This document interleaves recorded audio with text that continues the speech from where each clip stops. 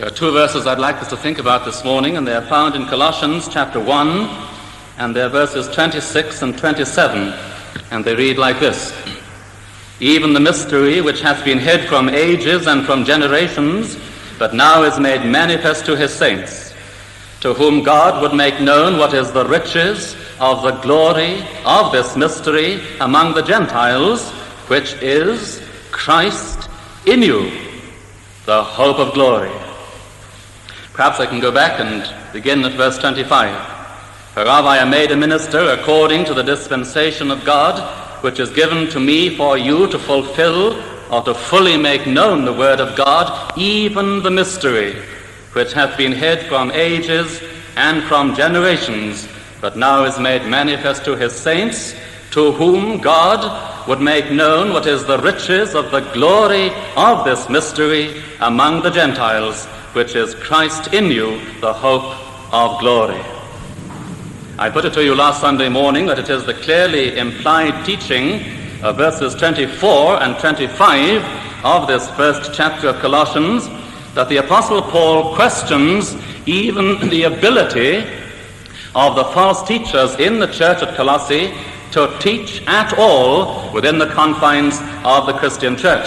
And he does it by setting forth his own authority as a servant and as an apostle of the Lord Jesus Christ.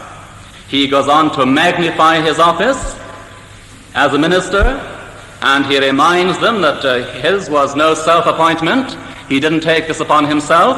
He goes on to assure them here and in another epistle that he was made a minister according to the dispensation of God. And clearly in those two verses he reminds the Colossian Christians of what really happens when a man has real power and real authority from God. Two things principally will happen, and they are these in this order. He will be a man called upon to suffer, and he will be a man called upon to preach God's word. That's what happens, says Paul, when a man has real power and real authority and is in real touch with God himself. He will be a man called upon to suffer and a man called upon to preach. He tells us in verse 24 of his sufferings in which he rejoices, and he fills up that which is behind of the afflictions of Christ in his flesh for the sake of his body, which is the church. We saw something of the extent of the sufferings of the Apostle Paul last Sunday morning, in the light of which you and I find ourselves very, very small in stature indeed, concerning which we know very little in our own Christian lives. We are aware that all who live godly in Christ shall suffer persecution, but we know nothing, relatively speaking, of the sufferings that the Apostle Paul knew as a faithful servant of the Lord Jesus Christ. We saw something of his attitude to his sufferings. He didn't feel sorry for himself at all, didn't ask himself why all this had come upon him and was happening to him, why he had to go through all this. He tells us that he rejoiced in his sufferings. He gloried in tribulations for two reasons. First of all, because it was a seal of his calling to be an apostle and a servant of the Lord Jesus Christ. "If they have done this to me," said Jesus, "they will do it to you also." So it was a seal of his calling. He rejoiced in his sufferings further still, because he was aware that in it all he was enjoying a fellowship with Christ, which few Christians know much at all about in their lives. "Oh, that I might know him and the power of his resurrection and the fellowship of his sufferings." He could glory in them because as a result of them, as the means of them, he was being made more and more like the Lord Jesus Christ himself. A man called to suffer, but also he was a man called to preach, and he often preached in his sufferings. And God magnified his grace in the sufferings of the Apostle Paul. And I put it to you this morning that if he hadn't known the one, he would not have been able to preach as he was certainly enabled to preach by the Lord. Called upon to preach. He tells us that when he was visiting Corinth, he was there in weakness and in fear and in much trembling, and my speech and my preaching and my teaching was not with enticing words of men's wisdom, but in demonstration of the Spirit and of power, that your faith should not stand in the wisdom of men or the eloquence of men, but in the power of God. Here was a man, and it's a paradoxical experience, may sound strange on some of our ears, who could rejoice when he was weak. When I am weak, he says, then I am strong, because then the Spirit of grace and of glory and of the Lord Jesus Christ rests upon me. A man called to supper and a man called to preach. And before we go on in the context of this first chapter to examine something of the content of this gospel which Paul preached and lived and breathed, I want to say a few words to you this morning about the Apostle Paul as a man chosen by the Lord to bear my name before the Gentiles and kings and the children of Israel, and in that order. When Ananias was sent by the Lord into that house in the street called Straight in Damascus, where Saul of Tarsus, newly converted, was praying, he said to Ananias, go thy way, for this man is a chosen vessel unto me, and I have chosen him to bear, to publish my name before the Gentiles, and before kings, and before the children of Israel. And I will show him how great things he must suffer for my name's sake. So, I want to talk to you about Paul this morning, a man chosen to bear God's name before the Gentiles, a man called, selected, set apart by the Lord himself to fully make known the Word of God, to fully reveal the mystery of the ages. Well, now you say, that is surely something that is true of every child of God this morning. Absolutely true. The Lord Jesus Christ in John's Gospel, chapter 15, puts it like this: you have not chosen me, but I have chosen you and ordained you. And that's the only ordination that anybody should want to know anything at all about, and not at the hands of any moderator at any time, God forbid.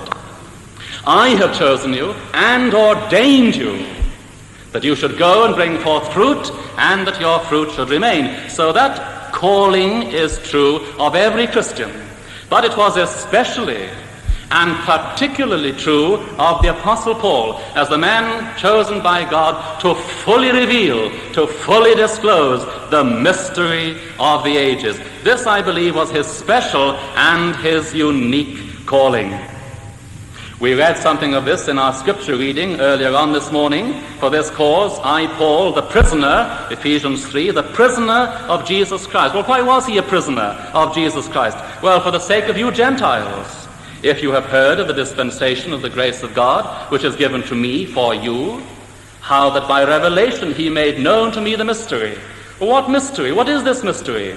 Well, which in other ages was not made known to the sons of men, as it is now revealed unto his apostles and prophets by the spirits. That the Gentiles, that you and I this morning should be fellow heirs and of the same body and partakers of his promise in Christ by the gospel, whereof I was made a minister. So I say this was his special and his unique and his peculiar calling to fully reveal, to thoroughly disclose the mystery of the ages, to make all men see what a happy and a glorious fellowship believers of all nations are and can be. To make this area of Stanwell see what a happy and a glorious fellowship believers from Ireland and from Scotland and from England and from the West Country and from Wales can be as they abide in the one body under the one glorious head. And to make them see further still, says Paul, that all this has come to pass, that all this has transpired, that this blessed and holy and happy fellowship has been called into being at all by the gospel, and by the gospel alone. All right, we have evidence of it here this morning. There are people here now from Ireland, from Scotland, from England, from the West Country, and from Wales. What draws us together? What brings us together into this one place, this one building here before God this morning?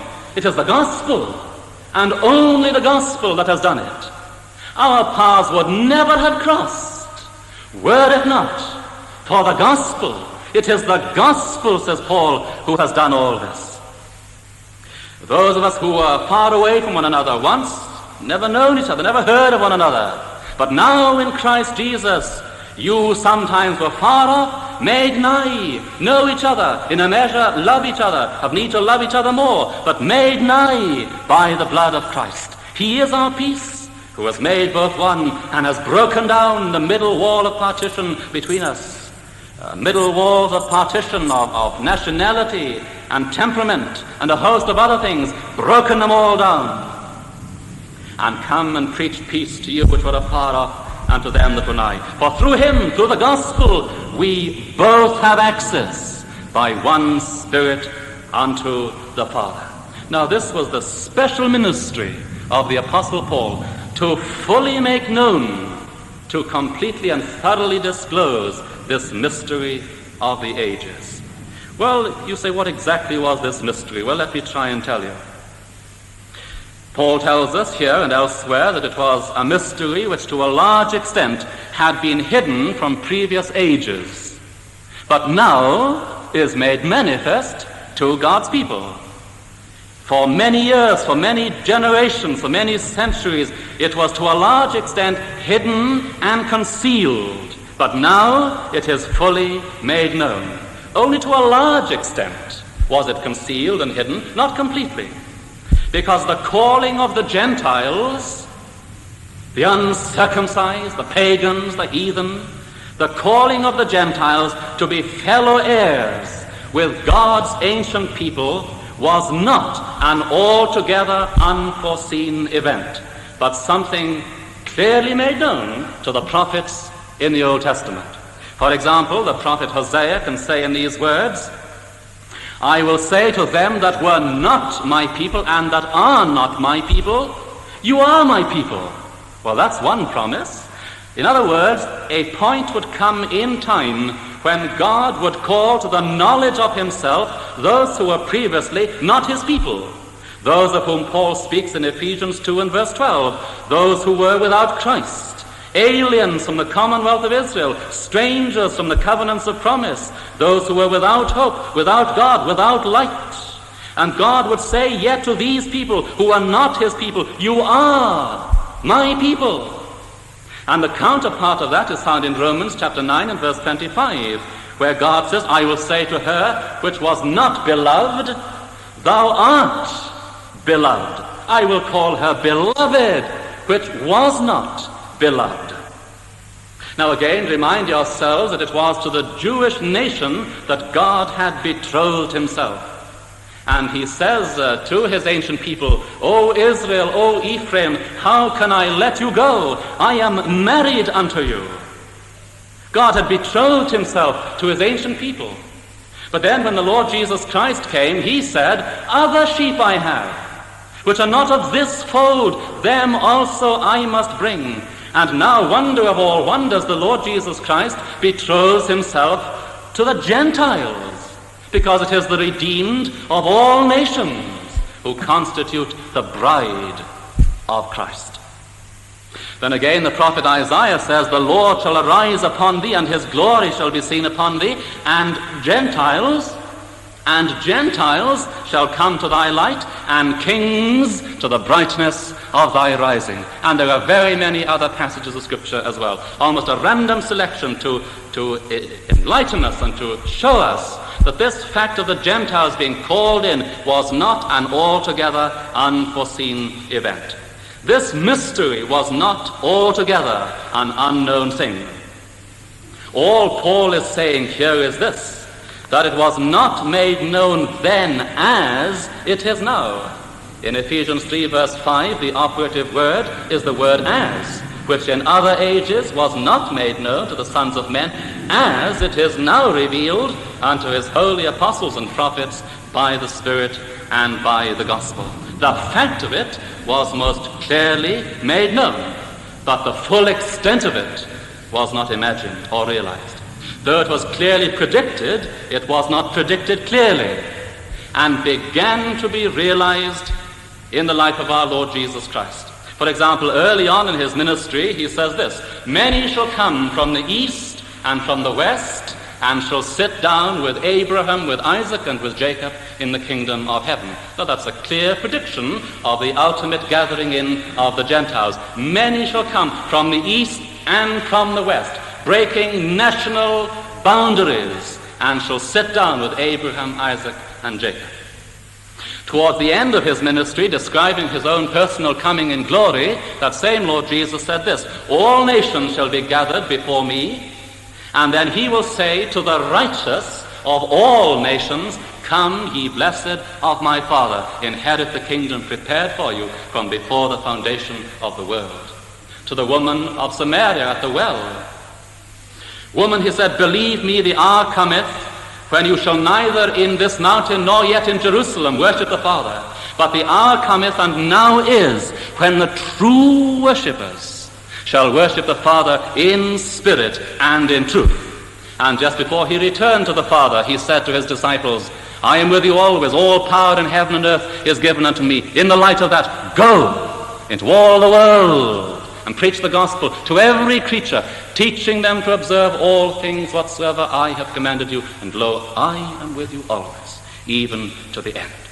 Now I say, all that ought to have been sufficient to assure and to remind the disciples and the apostles of Christ of the largeness of the Savior's heart and of the ultimate purposes of God himself. But no, such is the stubbornness of the heart, such is the prejudice of the mind, that fuller and further revelations still were necessary. And so we turn to the Acts of the Apostles, and we find there that it was necessary for a man called Peter to be found sleeping around lunchtime on the roof of a house in Joppa. And as he slept, he saw a vision, and a sheet being lowered from heaven 3 times, tied at the 4 corners. Inside were all manner of beasts. And the voice said, Peter, rise, slay, kill, and eat. Not so, Lord. I have never eaten anything that is common or unclean. What says God? You calling things common and unclean, which I have cleansed? Rise, Peter, slay, kill, and eat. But not only did he have to see that vision, he had to go to the household of Cornelius. He had to go to the Gentiles' home and preach to them. And as he preached, the Holy Spirit came upon the whole gathered company. But not only did he have to do that, he had to go to the Jerusalem and tell them there all that had happened. You see what happens? God told him what was going to happen. Then he had to experience it as it happened. And then he had to tell the story of all that had happened. And they rebuked him. They chided him. They said, look here, you went into men common and unclean, and you ate with them. But he told his story. And having told his story, they held their peace, and they glorified God. So see, the truth began to dawn upon the saints.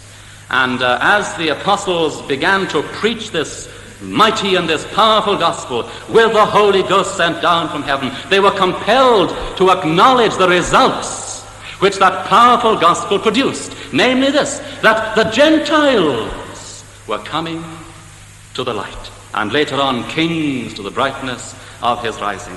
Now, you know, no human power could have done this. No human ingenuity could ever have produced such a mighty miracle with such far-reaching effects and implications. Nothing but the gospel. Nothing but the gospel. And therefore, says Paul, it is through him, it is through the Lord Jesus Christ, it is the one who has done all this, it is through him that we both, Jew and Gentile, have access by one Spirit unto the Father. And Paul goes on in another letter and says, for in Christ Jesus neither uncircumcision nor circumcision availeth anything, but a faith that works by love. And the faith of which the gospel speaks, he says, is a faith that works. And that is the reason, says Paul, why I am so thrilled and so pleased with and so ready to preach the gospel. It works. It was, however, to the Apostle Paul in particular that gospel, that mystery was made known in all its glorious fullness and completeness. And it was because of his faithfulness to the abundance of the revelations that were given to him that he often had to preach that gospel in bonds and in imprisonments. Pray for me, he says to the Ephesian Christians, that utterance may be given unto me, that I may open my mouth boldly to speak the gospel as I ought to speak, for which I am an ambassador in bonds. It was because of his faithfulness to the abundance of the revelations given that he preached that gospel oftentimes in weakness, in bonds, and in imprisonment. Indeed, it was because the Lord had sent him, as he says, to open the eyes of the Gentiles and to turn them from darkness to light, from the power of Satan unto God, that they might receive the forgiveness of sins and an inheritance among them that are sanctified. It was because of all that this man had aroused the bitter hatred and opposition of his own people. They even said of him, this man is not fit to live. That's what they said of him. His own people, the Jewish nation, this is how they spoke of this Jew, the Apostle Paul. He's not fit to live. Well, irrespective of what they said, Paul said, I cannot but speak the things that I have seen and heard. Says Paul, woe is unto me if I preach not the gospel. And basically you will find all the charges, the essence of all the charges leveled against the Apostle Paul were because of the fullness of the gospel that he preached. And it is always the same. It is always the case. Men will always pick on some little triviality. Maybe you don't like my voice. Maybe you don't like the way that I use my hands. They will always pick on some little triviality, when in essence the real trouble is the effect which the gospel is having upon people. The real cause of the unrest is the effect which this word of God has upon our hearts and upon our minds. But as a cloak for all that, we pick on some little triviality. And so as this glorious gospel with all its implications is preached, even the Jew who believed hadn't quite bargained for what Paul says in Ephesians 3:6, that the Gentiles should be fellow heirs and of the same body as themselves. But to the unbelieving Jew, this was a double stumbling block. Not only to be told, first of all, that his salvation was only through faith in the Lord Jesus Christ, but secondly, to be told that the Gentiles, the uncircumcised, the heathen, the pagans, were to be fellow heirs and partakers of the same body and the same promises as himself. But, says Paul, whether the gospel is a stumbling block or whether the gospel is plain foolishness, the story must be told.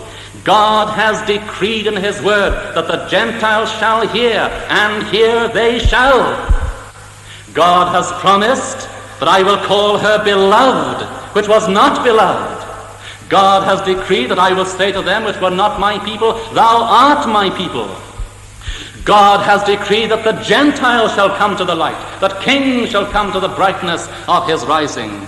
And they will come to it through the faithful preaching and exposition of the gospel. They will come to it through the testimony of those whom God has called, whom God has commissioned, whom God has put into the ministry. And whatever their reaction, go on preaching. Doesn't matter how stubborn, how arrogant, how stiff-necked. Rebuke, exhort, reprove with all long-suffering and doctrine. We have no authority to change the king's message. So as Spurgeon would say, though you hear the voice of the archangel, carry on with the sermon until you are caught away. A man called to preach, a man called to make known a mystery. But briefly, and 'tis briefly to close, Paul speaks of the glory of this mystery. The glory of this mystery. And of course, the gospel itself, in a sense, is a mystery, isn't it? Paul says, without controversy, great is the mystery of godliness. This is the mystery of the gospel. God, yes, the great, transcendent, and eternal God. God manifest in the flesh. Justified in the Spirit, seen of angels, preached unto the Gentiles, believed on in the world, and received up into glory. The gospel itself is a mystery. It's a great mystery. Even those of us who understand something of that mystery this morning have to cry in the words of the children's hymn, it is a thing most wonderful, listen, almost too wonderful to be. That's the mystery of the gospel. It's almost too wonderful to be. God, manifest in the flesh, seen of angels, justified in the Spirit, preached unto the Gentiles, believed on in the world, received up into glory. Almost too wonderful to be. It is a gospel that baffles the unbeliever. And when he believes it, it is a gospel that overwhelms him. So either way, it's a gospel that's got him cornered. As long as he doesn't believe it, it baffles him. When he believes it, it overwhelms him. But as an unbeliever, it perplexes him. It baffles him. He can't understand it. The natural man receiveth not the things of the Spirit of God. They are foolishness unto him. Maybe what I'm saying this morning is foolishness unto you, just because you don't know the gospel. It's a mystery. Can't understand it. Baffles you, perplexes you. It'll go on doing so until you have a visit from heaven's ophthalmic specialist. The scales are removed from your eyes and the veil taken from your mind. And when that happens, the mystery becomes an open secret. An open secret. The glory of this mystery. Says Paul, it's glorious to see one of God's ancient people embracing the gospel. But the real riches of the glory of this mystery is seen in the effect which the gospel has on the Gentile, the heathen, the pagan, those who are aliens from the commonwealth of Israel, those who are strangers from the covenants of promise. And what does it do for them? We'll come down to verse 19 of Ephesians 2. Now therefore, you, remember what you were, says Paul, verse 11? Now therefore you are no more strangers. This is what the gospel does. No more strangers. And we this morning are no more strangers to each other. No more strangers. No more foreigners. We don't think now in terms of Ireland and Scotland and Wales and England. No more foreigners, but fellow citizens. One home. Fellow citizens with the saints and of the household of God. That's what the gospel does. It's a wonderful gospel, says the Apostle Paul. I shall never grow weary of this gospel. I will never be ashamed of this gospel. I am always ready to preach this gospel for the simple reason that it works. It works. It is the power of God unto salvation to all who believe it. It changes men's lives. It is a faith that works by love. It breaks down the middle walls of partition. It is a word that has life. That has life. I had a hospital service this morning, and I just started to read the scriptures, and I'd read this far. Whosoever believes that Jesus Christ has come in the flesh is born of God. And one of the dear patients said, Amen. You see, this word has life, and this brother knew it, and had experienced it, and found it, and this word had an effect upon him. Amen, he said. It's a word that has life. It changes men's lives. It is a gospel that works. And so, says Paul, when I see the way in which it transforms the old pagan and the godless philosopher and the proud and the bigoted and self-centered and arrogant Greek, and the way in which it fills them with love and joy and peace and long-suffering and so on, I am bound, he says, not only to speak of the mystery of the gospel, but of the riches of the glory of the mystery of the gospel. I must speak of the abounding wealth of this glorious, majestic, and wondrous, and full and complete revelation of God to my soul. Paul was ever a man to use as many adjectives as he could. In Ephesians 1, describing the power of God, he says, I long that you might know the exceeding greatness of this power to usward who believe, according to the working of his mighty power. The eyes of your understanding being enlightened, that you may know what is the hope of his calling, and what the riches of the glory of this inheritance is in the saints. He is given to the same language in chapter 3. I pray that Christ may dwell in your hearts by faith, that being rooted and grounded in love, you may be able to comprehend with all saints what is the breadth and length and depth and height, and to know the love of Christ which passes knowledge. Oh, the depth, he says, of the riches and the wisdom of the love of God. You know, I'm not surprised that this man spoke in tongues. I am not at all. He just couldn't gather together sufficient adjectives to describe the riches of the glory of this mystery. Says Paul, I am so thrilled with the gospel. Are you? I am so conscious of what the gospel can do. Are you?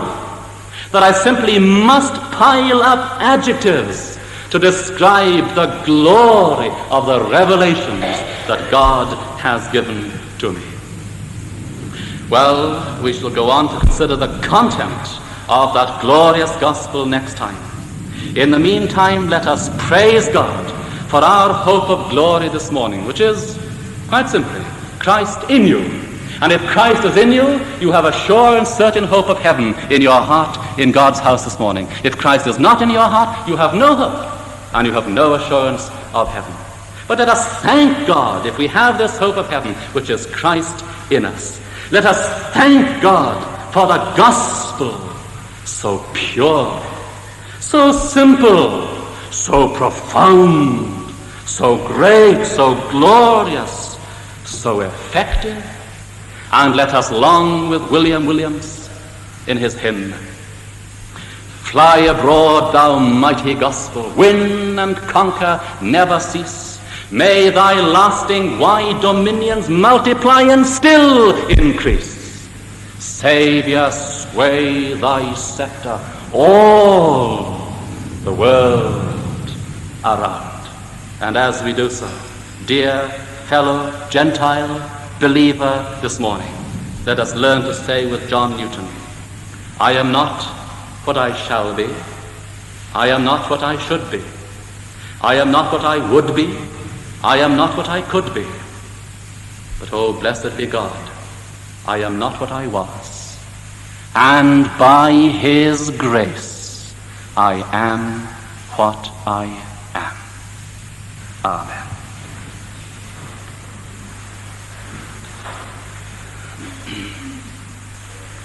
Our closing hymn is 320. 320. It was written by a man who lived amongst the hills. 320.